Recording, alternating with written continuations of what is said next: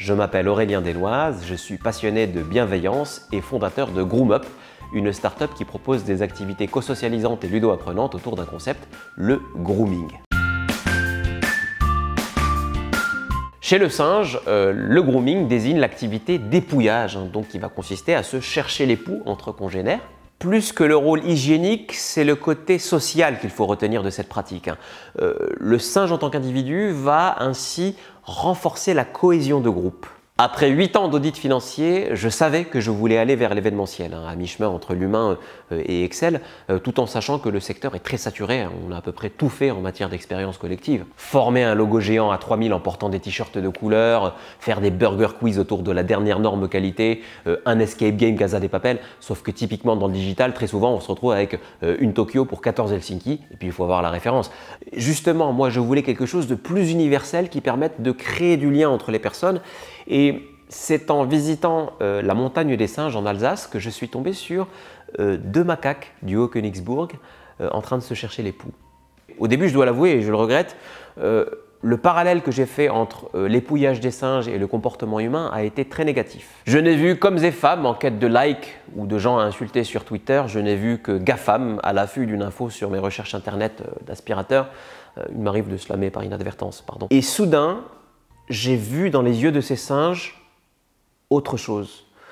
Cette attention, cette affection, ce respect qui s'effrite chez l'homme, j'ai vu le reflet de notre authenticité perdue, de notre simplicité. Alors, par un mécanisme de watch and transpose, j'ai build-upé mon offre de team building orientée grooming. Concrètement, on commence par un icebreaker, on se met en cercle comme ça et on brise la glace dans un premier temps en frictionnant les cheveux de ses voisins directs. On distribue les poux collectés directement dans les écoles ou élevés en plein air. On fournit bien sûr des perruques aux personnes à surface capillaire restreinte ou nulle et les collaborateurs s'épouillent soit par 2 en one-to-one, soit à plusieurs en boucle fermée, A qui cherche les poux à B, qui cherche les poux à C, qui cherche les poux à A, etc. Il y a un côté chasse au trésor, mais ce qui compte, c'est la chasse, pas le trésor, qui est éliminé en fin de grooming session avec un bon shampoing Marie-Rose. Les gens repartent avec le sentiment d'avoir fait un pas dans la relation à l'autre, dans le respect de l'intimité. Les cheveux permettent une certaine distanciation. On n'est pas sur un comédo-popping, une recherche de points noirs à même l'épiderme, non. J'ai été très touché par ce témoignage de collaborateurs écrit sur le mur des fiertés. Quand on s'est senti le cuir chevelu, c'est beaucoup plus facile de se dire « tu ». Ça, c'est du rétex. Là, pour moi, c'est gagné. On avance, on capitalise, on co-construit. Le grooming est un moyen de communication. Il a été prouvé sur le chimpanzé que l'épouillage d'un individu de statut social supérieur fait que Yale vous octroie une faveur. Osez la demande d'augmentation par voie capillaire. Maintenant, les next steps.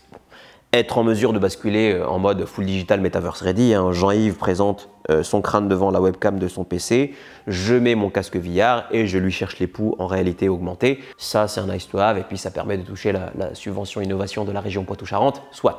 Maintenant, la vision, c'est quoi? La vision, c'est où? La vision, c'est qui? Sortir du cadre de l'entreprise pour toucher la société française dans son ensemble. Une société meurtrie, fracturée. Certains Français, repliés sur eux-mêmes, ont plus de mal à reconnaître qu'ils appartiennent à un ordre universel qu'à une lignée de primates. D'autres Français, vainqueurs de la mondialisation, ont plus de mal à reconnaître leurs origines rurales que leurs origines animales. Revenons à notre condition de singe plein d'empathie. De toute façon, l'homme descend du singe, mais il est descendu tellement bas qu'il va bientôt devoir remonter l'arbre généalogique pour survivre. Depuis des décennies, la vie est un saut à l'élastique, une chute accélérée de grands enfants que seule la vitesse amuse. La vie est un team building géant. Alors, fouillons-nous le pelage comme de bons vieux macaques.